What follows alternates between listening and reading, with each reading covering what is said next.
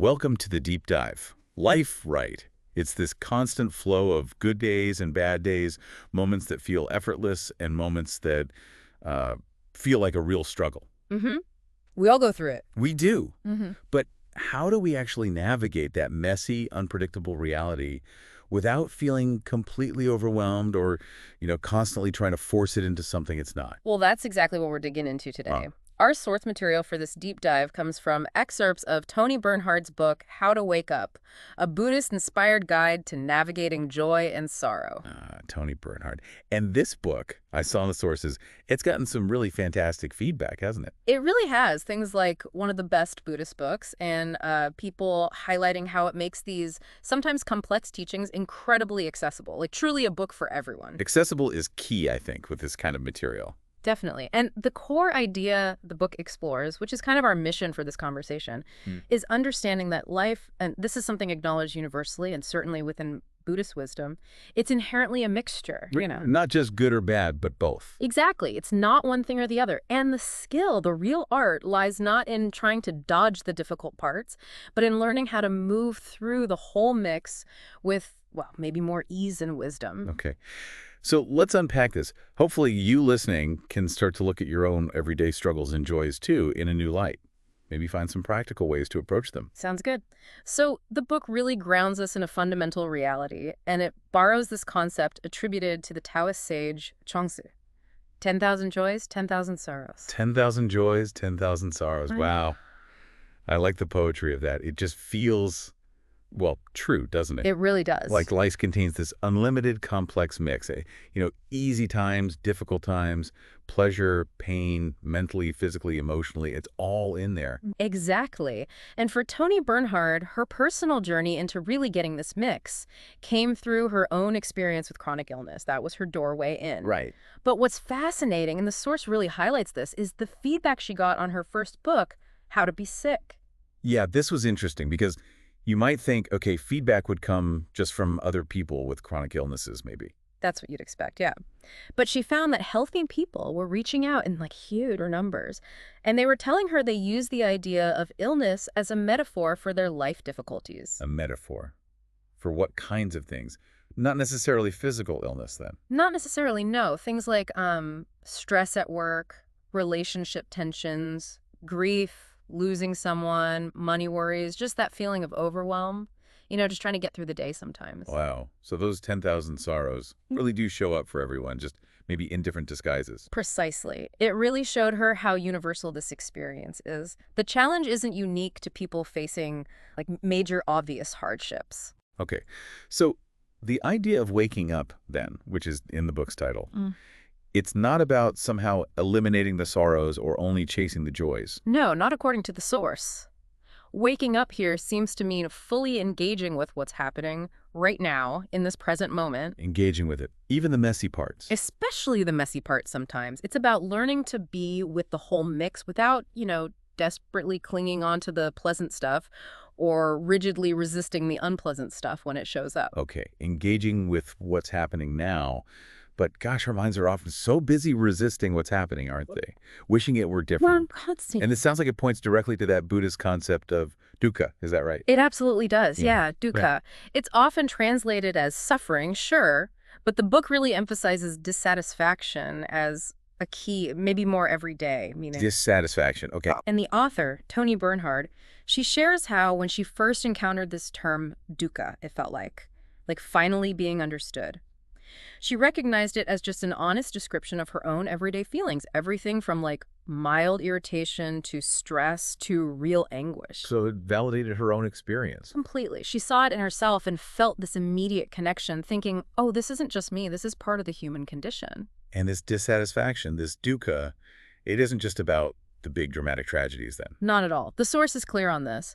Dukkha is also that constant, often quite subtle background effort we make to try and get life to conform to our specific preferences. Like what? Give me an example. Oh, wishing the weather was warmer or cooler, wishing a meeting would finally end, wanting politicians to just agree for once, or even just wishing you weren't feeling a bit cranky when you woke up this morning. Ah, okay. The low-grade, everyday kind of grumbling dissatisfaction, that constant friction. That's it, that friction. And this is driven by something called tanha, right? Yeah, Tana. So dukkha is the dissatisfaction and Tana is. Tana is the engine driving it. It's that self-focused desire, that craving or thirst. It usually shows up in two main ways: wanting what we don't have or actively not wanting what we do have. This push and pull, this wanting and not wanting, that's Tana, and it fuels so much of our dissatisfaction. Okay. Wanting what we don't have, not wanting what we do have. That sounds very familiar. Doesn't it? And this is where the author's husband, Toni, came up with this, well, frankly brilliant little objective marker for spotting dukkha in action. He called it the complaint practice. The complaint practice, how does that work? It's simple, really. A complaint is basically us projecting our dissatisfaction, our dukkha, onto the world. It immediately shows you where you're resisting the way things are right now. So if I say, yeah, it's too cold in here, that's... Complaint, according to this practice, yeah. It's a little flag. It highlights your resistance to the current temperature, which reveals that underlying dukkha. Okay. There's nothing good on TV tonight. Why is the traffic always so bad on this road? Complaint. See? It just makes you aware of that resistance, that subtle suffering we often don't even notice. And this tanha, this wanting things to be different, it seems so tied up with the belief that our happiness depends on getting what we want. Yeah. That it's conditional. Absolutely. It's the if-only syndrome. The source lists some classic examples we all probably recognize. Like, if only I got that promotion, then I'd be satisfied. Or, if only my kids appreciated me more, then I'd feel content. or if only I wasn't lonely. I'd have no problems. Or, for the author, if only I wasn't sick, I'd be happy from now on. Gosh, we all have those if-onlys, don't we? Constantly running in the background. We really do. And the powerful, maybe slightly uncomfortable insight here, which the book drives home, and it quotes Byron Katie here, who captures it so perfectly, is this: you can argue with the way things are. You'll lose, but only 100% of the time. Ouch. Losing 100% of the time. That puts it starkly. It does. So the core problem isn't necessarily this situation itself, but our resistance to it, our argument with reality because we want it to be different. And that resistance is the suffering, the dukkha, driven by tanha. Precisely. That's the mechanism the book lays out. And a big part of why we argue with reality, why we resist so much, is because we tend to forget or maybe ignore a fundamental truth about it: impermanence. Impermanence. Right. Everything is always changing all the time. Everything. Physical sensations in your body, emotions flaring up and fading, thoughts coming and going, external circumstances shifting. Nothing is static. Nothing is fixed. Even things that feel solid, like pain. Especially pain. The source uses that example. It might feel like a solid block, but if you pay close attention, which is where mindfulness comes in, you see it's actually a constantly changing array of different sensations, maybe tightness, then heat, then pulsations, then a dull ache. It's always shifting, moment to moment. So mindfulness helps us see that change directly. It does. And if everything is always changing, then the natural results, the corollaries of impermanence, are uncertainty and unpredictability. Right. If things are always in flux, you can't really know for sure what's coming next. Exactly. And we might know this intellectually, right? We could say, oh yeah, life's uncertain, but often we don't really live like we believe it. How so? Well, the author shares her own really striking experience. It was the day before she suddenly became chronically ill. May 21st, 2001. She remembers feeling the sense of certainty about her life, her future, her plans, even though intellectually she knew about impermanence. Wow. That really resonates. We make plans, we have expectations, we feel like we have a handle on things, even while knowing deep down that, yeah, anything could change in an instant. Exactly. And the source suggests a really simple practice just to highlight this everyday uncertainty. In the morning, just jot down a quick list of how you expect your day to unfold. Then look at it again that night. And see how much actually went according to plan. Pretty much. You'll likely see discrepancies, big or small. It's not about judging yourself. It's just a gentle, concrete reminder that uncertainty isn't just for major crises. It's woven into the fabric of every single day. Okay. So if change and uncertainty are just baked into reality, how do you live skillfully with that, without being constantly anxious or trying to control everything? That's the key question. And the book shares a wonderful example from the author's friend, a woman named Sandy. Sandy apparently makes a deliberate practice of treating interruptions as just normal, as an expected part of her day. Treating interruptions as normal, that's a shift. Most of us find them pretty annoying, right? They disrupt our plan, our tana, for things to go a certain way. Exactly, that little jolt of annoyance, that's dukkha arising because reality isn't conforming to our preference in that moment. Sandy's approach is basically an interruption happens. Okay, that's just what's happening now. She tries to consciously switch her attention to the new direction, aiming for less irritation, less resistance. Less fighting with the moment. And the author, Toni Bernhard, she tried this herself, didn't she? At an espresso place. Yes, it's such a perfect, relatable example from the source. She was there, trying to work, really engrossed in writing her book, wanting focused time, wanting reality to be quiet and uninterrupted. Classic Tanha. We've all been there. Absolutely. And then someone she knew, but not super well, came up to her table wanting to have a casual chat. Oh no, the internal groan, the please, please just go away feel. Exactly that feeling.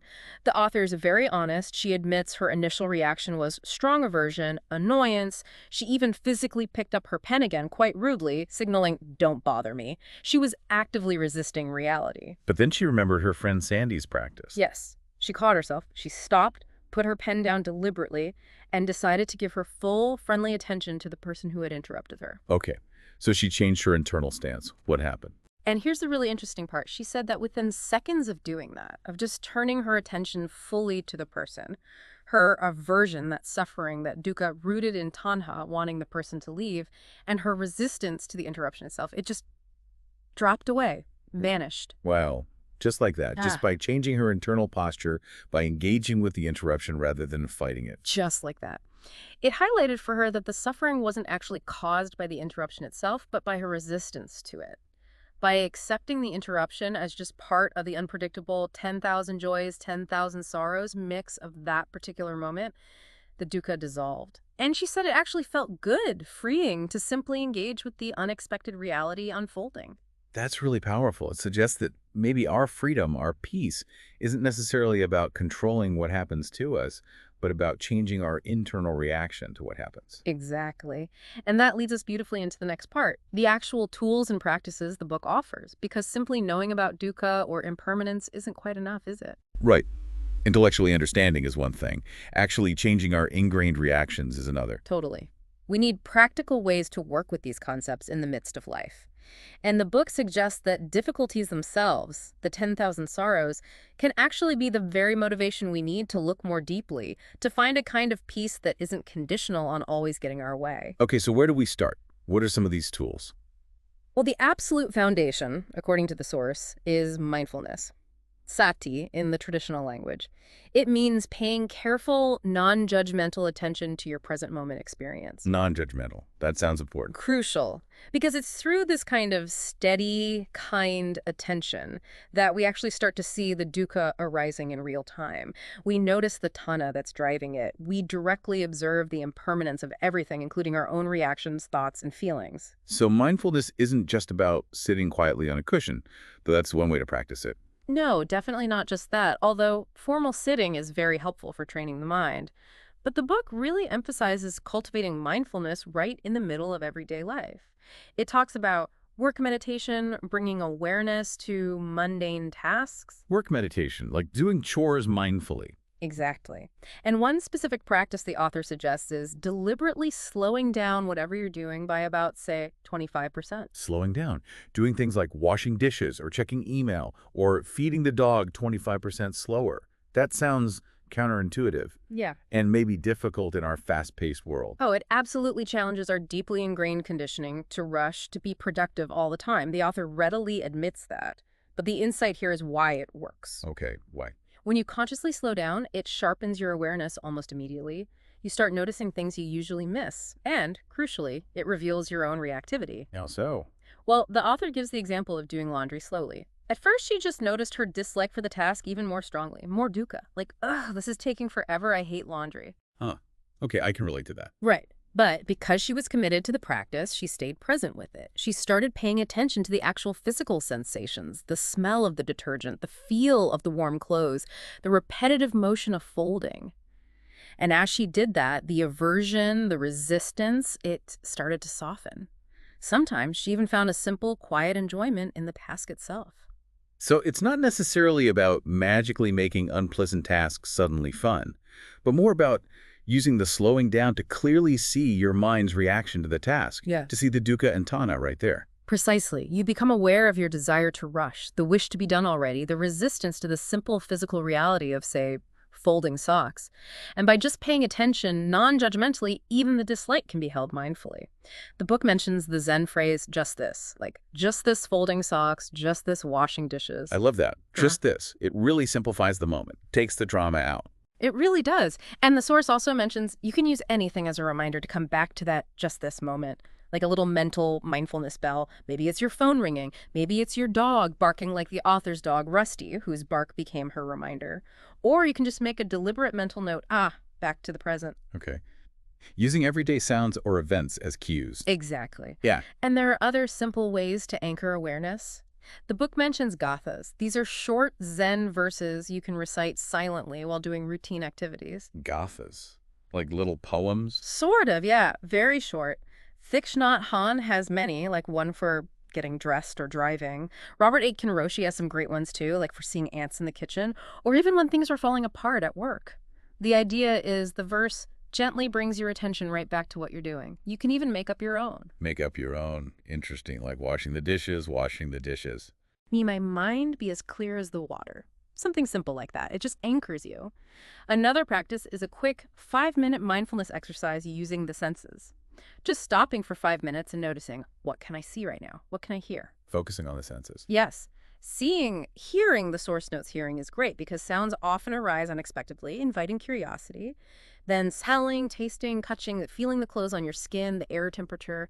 And finally, noticing the mind itself, thoughts, emotions, just observing them come and go without getting swept away. The instruction is like, in seeing, only seeing. Just the raw data without adding stories. In seeing, only seeing.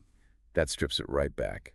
And what about mindfulness of the body? That seems important, especially with the author's experience of illness. Hugely important. The book describes a practice of scanning through the body, just noticing physical sensations wherever they arise. But here's a key instruction. Try not to name the body part, my shoulder, or even the type of sensation, pain, tingling. Just the raw sensation itself. Just the raw sensory data. Heat, coolness, pressure, vibration, tingling, pulsing. And when you do this, especially with an area that feels like solid pain, say a sore shoulder, you might notice something remarkable. What's that? The seemingly solid sensation starts to break down. It reveals itself as an array, a constellation of constantly changing, flickering microsensations. The source calls this sensory splitting. It directly shows you the impermanence of even physical discomfort. So the solid block of pain dissolves into flickering sensations. That sounds like it could change one's relationship to it. It absolutely can. But let's be real, when we try these practices, especially sitting meditation, the mind wanders. A lot. We get caught up in thoughts. Oh, yeah. The famous monkey mind. Does the book address that? People often get discouraged. It does, and very helpfully. It shares a wonderful quote from the meditation teacher Bhante Gunartana, who apparently said something like, "Your mind is a shrieking, gibbering madhouse on wheels, no problem." Mike chuckle. No problem. I like that. Takes the pressure off. Exactly. It helps counteract that self-judgment that, oh, no, I'm doing it wrong. I can't stop thinking. The wandering mind isn't a failure. It's just what minds do. The practice is simply noticing you've wandered and gently, kindly bringing your attention back. Back to the breath, back to the body, back to just this moment. That's the core of Zen, really just this. Okay, so mindfulness helps us see what's happening inside and out, including the wandering mind, with less judgment. But what about working with the really difficult mental states, the hindrances, as they're called in Buddhism? Yes, the hindrances. These are mental states that cloud our clarity, that obstruct waking up. The source lists some common ones. Sensory desire, wanting pleasant experiences.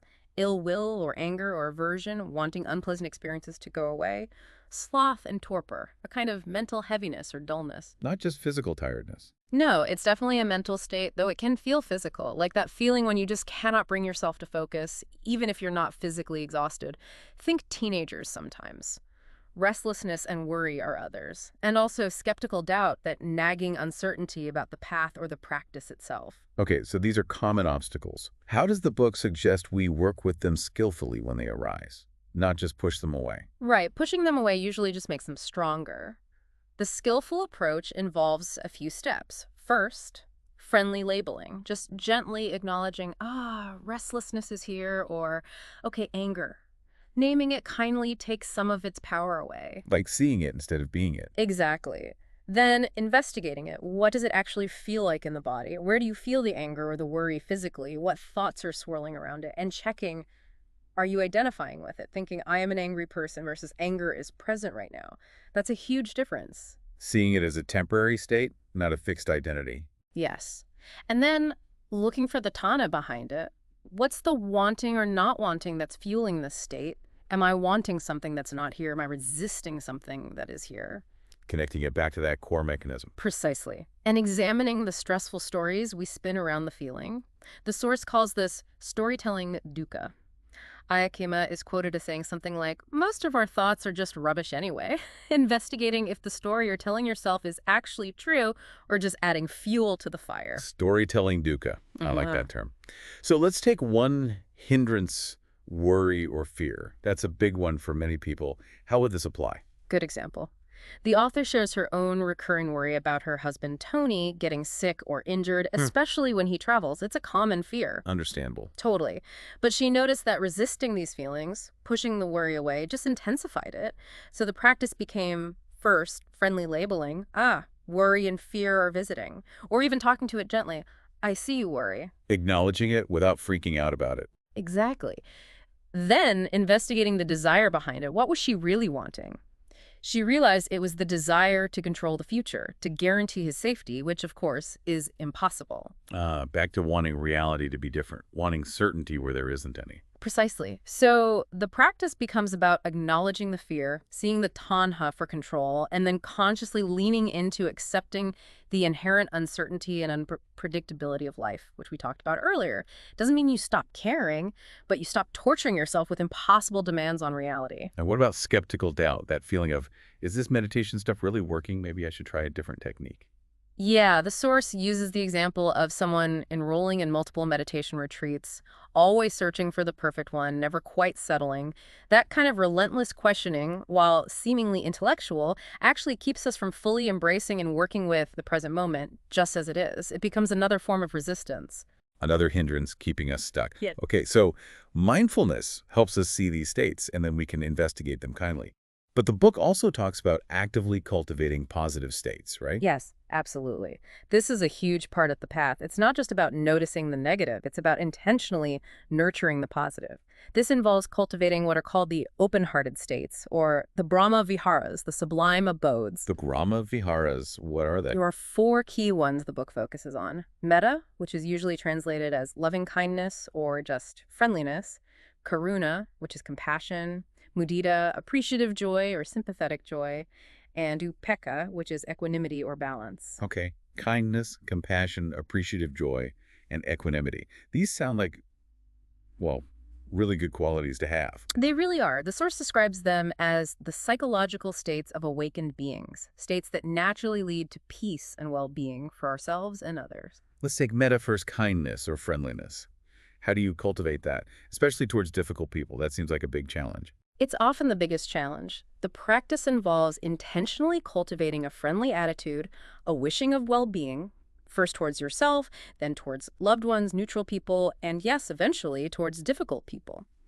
The source gives the example of trying to cultivate metta for a radio personality whose views the author found deeply offensive. Okay, that's tough. How did she approach it?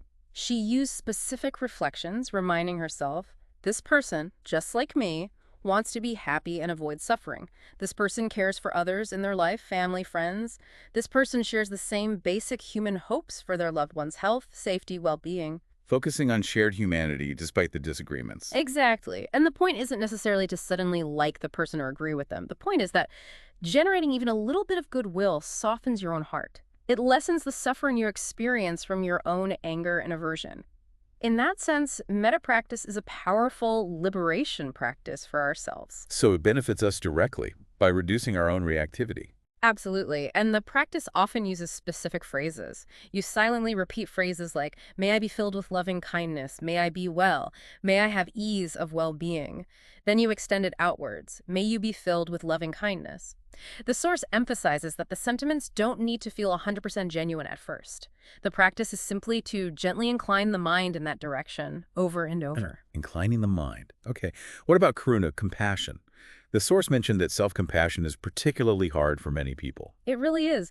That tendency to beat ourselves up seems so common, doesn't it? Depressingly so. And the book offers this really crucial, almost paradoxical insight. If you find it hard to be kind to yourself, if you notice that harsh inner critic piping up, that's just another thing to have compassion for. Whoa, hold on. Compassion for the self-criticism itself. Yes. Instead of beating yourself up for beating yourself up, which is a common cycle, you can gently acknowledge, wow, it's really hard for me to try and treat myself kindly right now. This pattern of self-criticism is strong. You offer compassion to the struggle with self-compassion. That's a powerful reframe. It breaks the cycle. Yeah. Instead of feeling like you're failing at self-compassion, you're actually practicing compassion for the difficulty of practicing it. Exactly. And the author shares her own journey with this. She recognized her harsh inner critic. She called it her drill sergeant, which was constantly demanding that she get her health back, pushing her relentlessly. She eventually saw that this demanding voice was fueled by Tana, by that intense desire for reality to be different, the desire to be well again. So the suffering wasn't just from being sick, but also from this internal battle fueled by Tana and the inner critic born from it. Precisely. And the book offers a really practical way to cultivate self-compassion when you're struggling. It suggests imagining what you would say to a loved one, your child, your best friend, your partner, if they were facing your exact struggle, and saying the harsh things you say to yourself. So if you're thinking, I'm useless, I can't do anything right, imagine your child saying that about themselves. What genuine, kind words would you offer them? Probably something like, oh, honey, that's not true. It's hard right now, I know, but you're doing your best. You have so many good qualities. Yeah, you'd be much kinder to them. Almost certainly. The practice, then, is to try offering those exact same kind words to yourself, inwardly, even if it feels awkward at first. That makes it so much more accessible, translating the kindness we easily offer others inward. Yes. And the source stresses that self-compassion isn't just about thinking kind thoughts or repeating phrases, though that's helpful. It's also about taking action to alleviate your own suffering. Action? Like what? It could be simple things, like allowing yourself rest when you're tired instead of pushing through. Setting healthy boundaries with people or commitments, maybe pampering yourself a little. Or it could be bigger decisions. The book mentions a friend, Michael, who is fighting a long, stressful battle for disability benefits.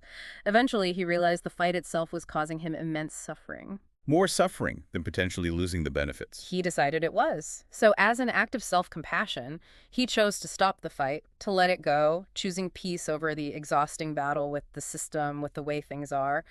That was compassion in action for him. Wow. That takes courage.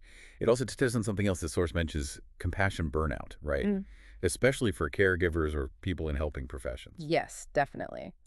The author shares her own experience with this as a law professor, feeling this intense pressure to please everyone's students, colleagues, and this deep fear of not being able to meet all their needs, coupled with harsh self-judgment when she felt she fell short. That sounds exhausting. It was. Recognizing that pattern, the underlying desire to please, the fear, the self-judgment, was the first step towards bringing compassion to her own burnout. It's about realizing you can't pour from an empty cup. Self-compassion becomes essential for sustainable caring. Okay, so metta, kindness, and karuna, compassion. What about mudita, appreciative joy? That one sounds a bit less familiar. Mudita. Yeah, it's about cultivating joy in the joy of others, taking delight in their happiness and good fortune. It's presented as a direct antidote to envy and resentment. Antidote to envy. Okay, that's useful because envy definitely causes suffering. It really does. The source uses the example of watching Octavia Spencer win an Oscar. For most of us, it's easy to feel happy for her, right? No real challenge there. Right. Pure mudita. But imagine you're another actress who was also nominated or who desperately wanted that role. Suddenly, feeling joy for Octavia might be, well, a lot harder. That's where envy or resentment, classic dukkha arising from Tana, wanting that success for yourself, kicks in. Because reality isn't conforming to your liking, you didn't win. Exactly. So the practice of mudita involves intentionally cultivating appreciative joy, especially when envy or resentment arises. The recommendation is to start with someone whose happiness is easy for you to share, maybe a child getting a good grade, or a friend enjoying a simple pleasure. Feel that genuine shared joy. Okay, start easy. Then you gradually move towards someone whose good fortune triggers that feeling of envy or comparison. Maybe a friend gets a great new job, or goes on an amazing vacation, or finds a wonderful new relationship, and you feel that pang. Oh, yeah. That's the moment for mudita practice. You can use phrases like wishing them well, really trying to connect with their happiness. May your joy continue. How wonderful for you. You're intentionally trying to touch their joy rather than dwelling on your lack. Even if it feels forced at first. Especially then. Again, it's about inclining the mind. The source even suggests trying to cultivate appreciative joy for, say, a political figure you dislike when you hear someone praising them. Whoa. Okay, that's advanced level. Chuckles. It is. But the point isn't that you suddenly agree with their politics or stop working for change. The point is to lessen your own suffering that comes from the aversion, the resentment, the tanha of wanting the world and other people's opinions to conform to your views. It frees up energy. So it's still about liberating yourself from your own reactivity. Always. The author shares her own personal challenge with this feeling envy when her husband, Toni, gets to travel to see their granddaughters, something her illness prevents her from doing easily. She has to consciously practice mudita in those moments. That makes it very real. Okay, the last one. Upekkha. Equanimity. What exactly is that? It sounds a bit passive. Upekkha.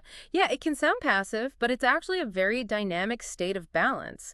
It's described as an ease-filled balance of heart and mind, the ability to hold both the joys and the sorrows of life without getting thrown off course by either. Holding both.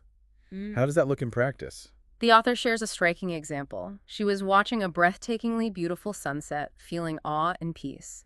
Then, suddenly, a news report about horrific violence in Syria came into her mind. Oh, wow. Talk about a clash. Exactly. Her initial reaction was inner conflict, feeling like she shouldn't be enjoying the sunset while people were suffering so terribly. There was self-judgment there. Feeling guilty for feeling good. Yes. But then, through the lens of equanimity, she realized her heart was actually big enough to hold both realities simultaneously. It wasn't either, it was. This sunset is incredibly beautiful, and people are dying tragically in Syria. The heart can encompass both the joy and the sorrow without shutting down or choosing sides. That's upekkha. The heart is big enough. That's a beautiful way to put it. How else can we cultivate this balance? One key practice comes from Pema Chodron's teaching. Start where you are. Equanimity involves acknowledging your current struggles, your current reality, without desperately longing for things to be different. It's accepting this is the situation right now. Accepting the isness of the moment. Yes. The author talks about applying this to her chronic illness, especially when comparing herself to a friend, Grazia, who had recovered from a serious illness while she remained sick. Instead of resentment, she practiced equanimity. This is the way our lives are. It's that way for her and this way for me. Acceptance of the current reality as the starting point. Not resignation, but acceptance. Exactly. It doesn't mean you stop taking action to improve things if you can, but you start from where you are, not from where you wish you were. Another related practice is for dealing with irritating behaviors in others. You know, the whiny relative, the constantly complaining friend, the coworker who asks endless questions. Oh, yes. Daily life irritations. What's the practice? The source shares some powerful words from Ajahn Jumnian. If this person's behavior changes, that would be nice.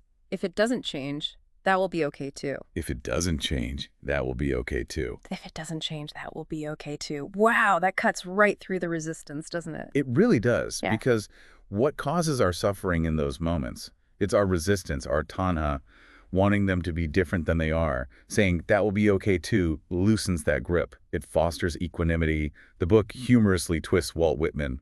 The world contains multitudes, and so it's big enough for people who irritate me. Chuckles. Okay, I'll try to remember that one. What about applying equanimity to worry and fear? We talked about investigating them, but can equanimity help too? Yes, definitely. The source introduces a practice aimed at developing an assumption of safety as an antidote to habitual worry. It comes from a story about Lewis Richmond, who was recovering from viral encephalitis. His therapist told him something profound. What was that? Essentially, that given he had survived something so potentially devastating, maybe he could start operating from an assumption of basic safety rather than constant fear.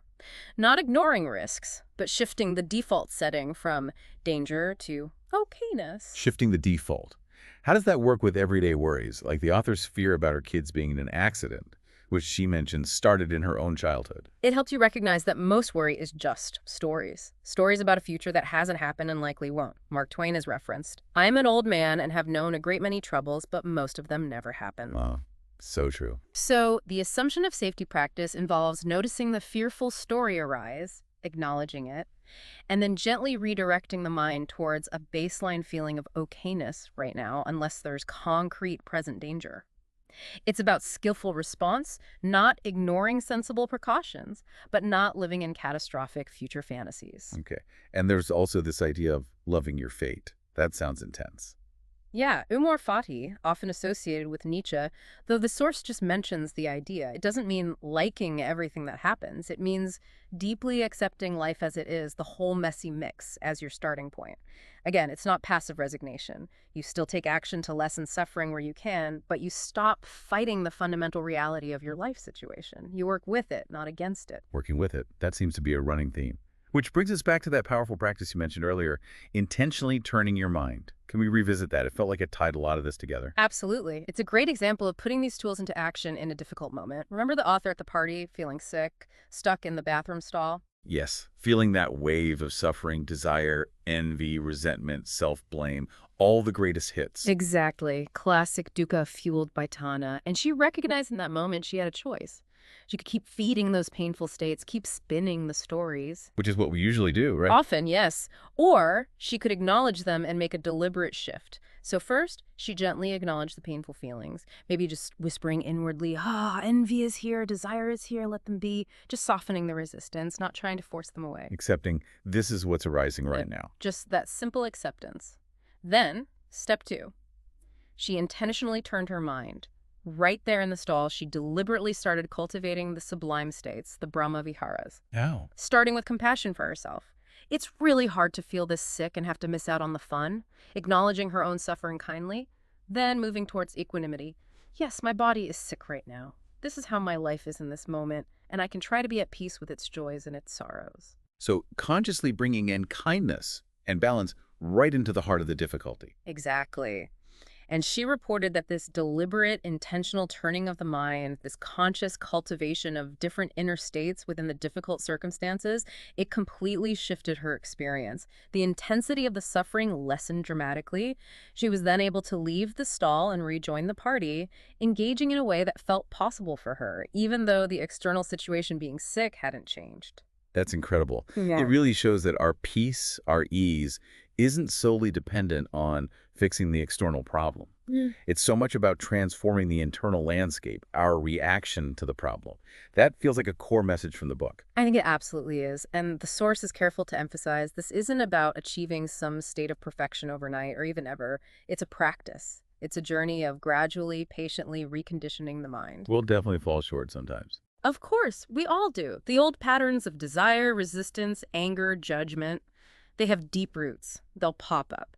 The goal isn't never to feel those things, but rather to get better at recognizing them when they arise, understanding their nature, and consciously choosing to abandon those unskillful states and cultivate the skillful ones, the kindness, the compassion, the equanimity. And the possibility for that change is always there. Yes. The source shares that, quote, attributed to the Buddha, if it were not possible, I would not ask you to do it, implying that this transformation, this cultivation, is within our capacity as human beings. And maybe the most crucial point, tying it all together, is that this isn't about blindly believing someone else's words, not Toni Bernhard's, not even the Buddhists. Exactly right. The fundamental instruction from the Buddha onwards is always investigate and know for yourself. Try these practices. See how they work in your own direct experience. These concepts and tools are invitations to experiment in the laboratory of your own life. And the good news, as the source notes, is that the mind isn't fixed.